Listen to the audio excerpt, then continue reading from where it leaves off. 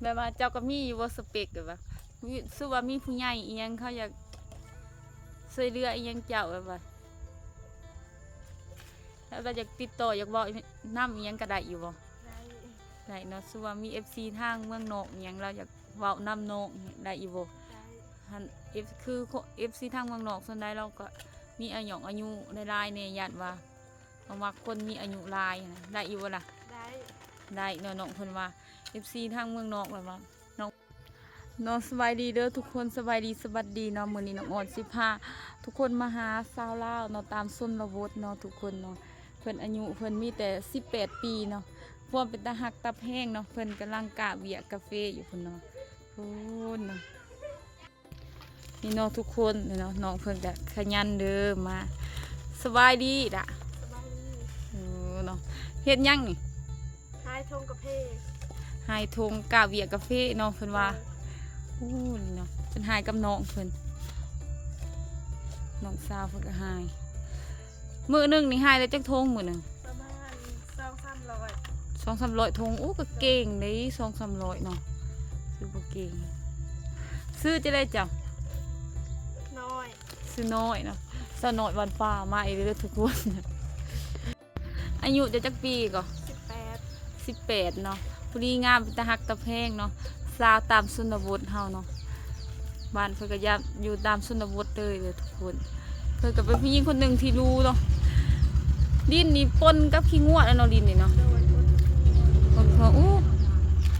แม่เพิ่นเนาะสบายดีแม่สิเอาบ่คาลองลูกสาวนี่ได้แม่เพิ่นมาเลยเนาะคาลองลูกสาว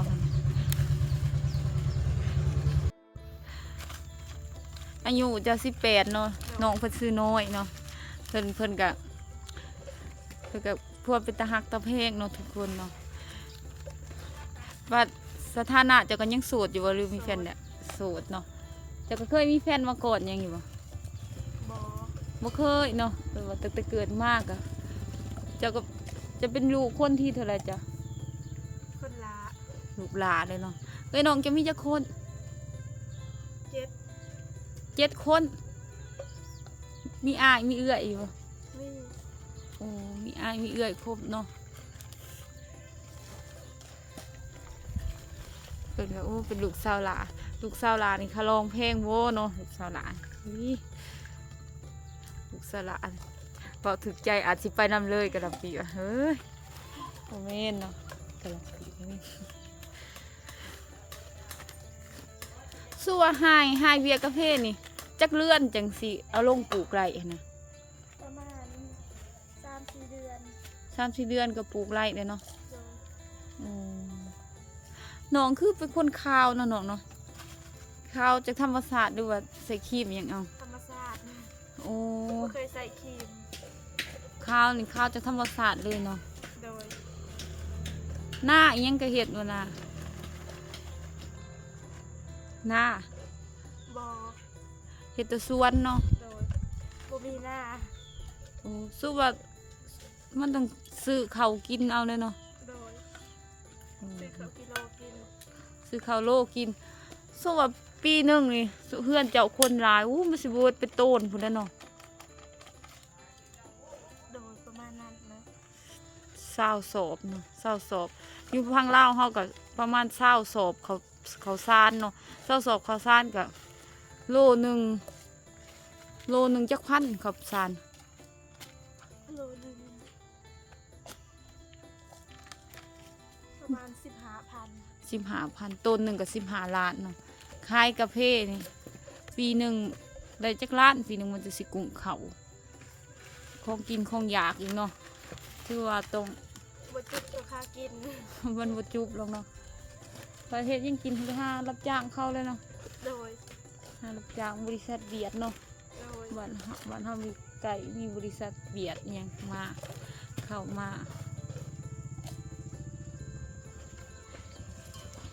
ให้งวดหนึ่งนี่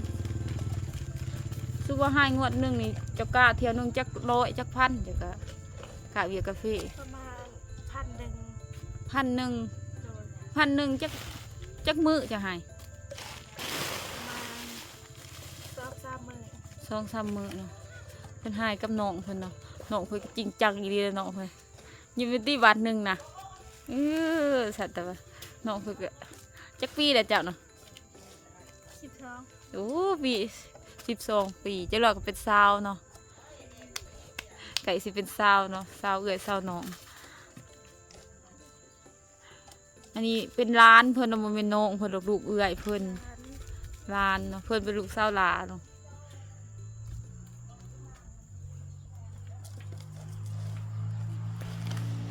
น้องเพิ่นก็ยังอยากสิให้อ้ายนี่จังหน่อยเนาะเพิ่นก็บ่ทันได้เคยเข้ากองจักเทื่อเนาะเพิ่นก็ครั้งแรกเนาะเพิ่นก็อ้ายๆนี่ ครั้งแรกอ้าย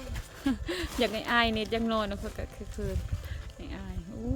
เขาเจ้าขี่รถถีบมาแต่ให้แตะสวน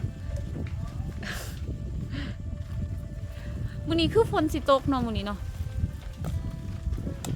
โดยที่เพิ่นสิต้อง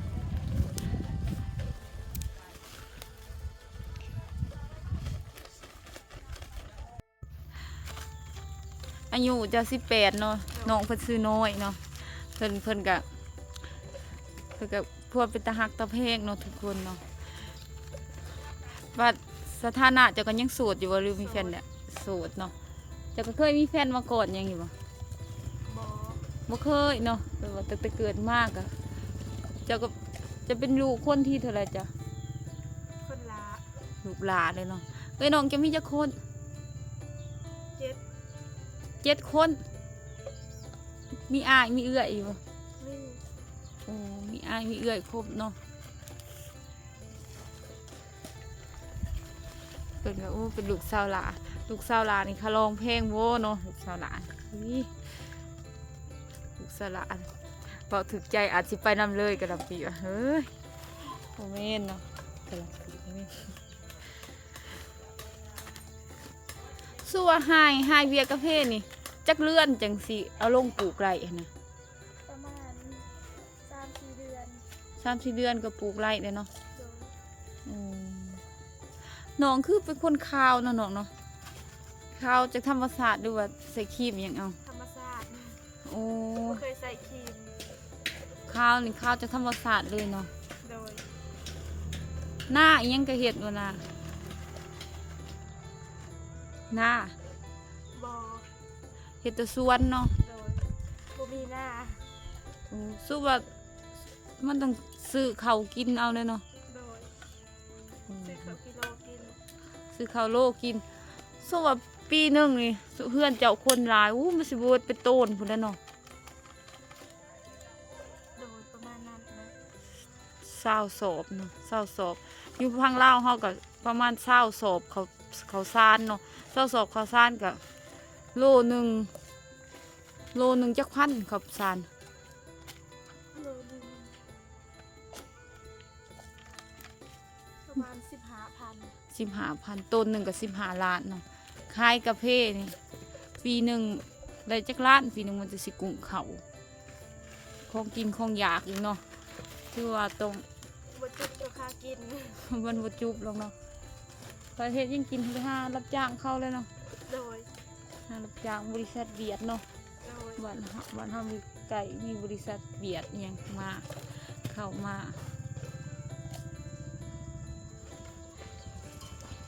ให้งวดหนึ่งนี่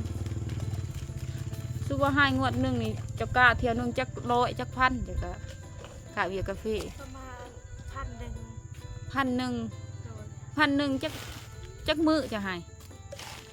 ประมาณ2-3 มื้อ 2-3 มื้อเนาะเพิ่นให้กับน้องเพิ่นเนาะน้องเพิ่นก็จริงจังอีหลีเลยน้องเพิ่นอยู่ในที่วัดหนึงนะสัตว์แต่ว่า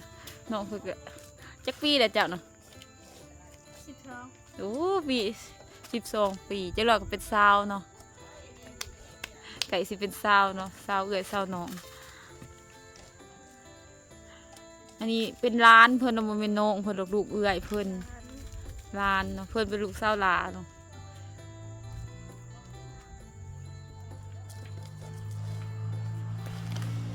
น้องเพิ่นก็ยังอยากสิให้อ้ายนี่จังหน่อยเนาะเพิ่นก็บ่ทันได้เคยเข้ากองจักเทื่อเนาะเพิ่นก็ครั้งแรกเนาะเพิ่นก็อ้ายๆนี่ ครั้งแรกอ้าย อยากให้อายนี่จังนอนนะเพื่อก็คือให้อายอู้เขาเจ้าขี่รถถีบมาแต่ให้แตะสวน มื้อนี้คือฝนสิตกเนาะมื้อนี้เนาะ โดยทุกคนสิตก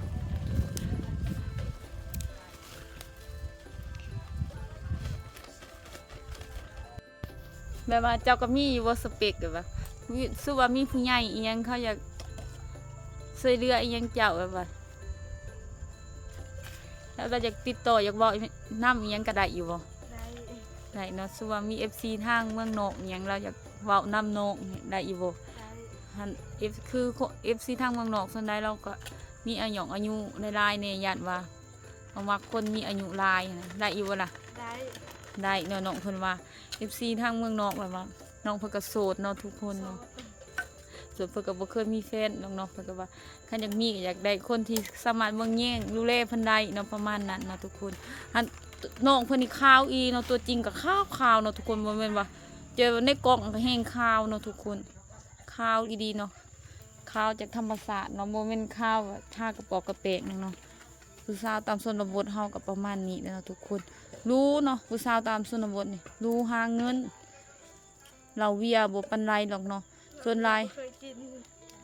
ดาวเวียน้องเพิ่นก็บ่ค่อยมักปานใดเนาะแต่ว่าถ้ามีการมีงานก็กินเนาะถ้าว่าบ่มีแล้วก็บ่กินดอกเนาะคือเป็นปีใหม่สงกรานต์กินก็กินไปจากสัตว์เนาะสิกินก็รักก็เลาะมันสิคือคนในเมืองในนาเฮาก็อยู่ตามชนบทเฮาแหละส่วนใดก็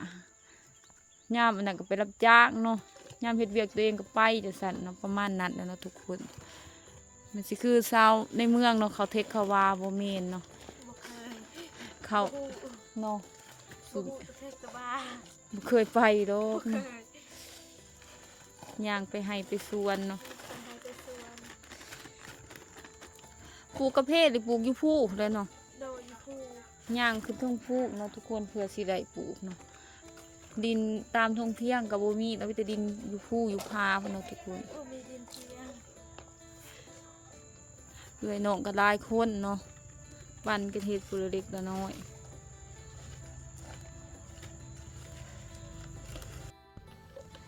เนาะน้องเพิ่นกำลังแบบว่าไว้ใส่เนาะทุกคนกำลังเป็นตาหักตาแพกเนาะหน้าก็ใส่เนาะแต่ใส่ครีมอิหยังจ้ะ บ่ได้ใส่ขี้เหนียว ไม่ได้กินอย่างเนาะแต่ว่ามันขาวเองเนาะ ข้าวเองตาม ขาวตามธรรมชาติอืมขาวจากธรรมศาสตร์เลยเนาะแต่ว่าขี้เดียวนี้ก็เพลงเนาะจะสิใส่อีหยังเนาะ บ่มีเงิน บ่มีเงินเพื่อสิไปรับจ้างหมูมาซื้อครีมก็พอแห้งเลยเนาะ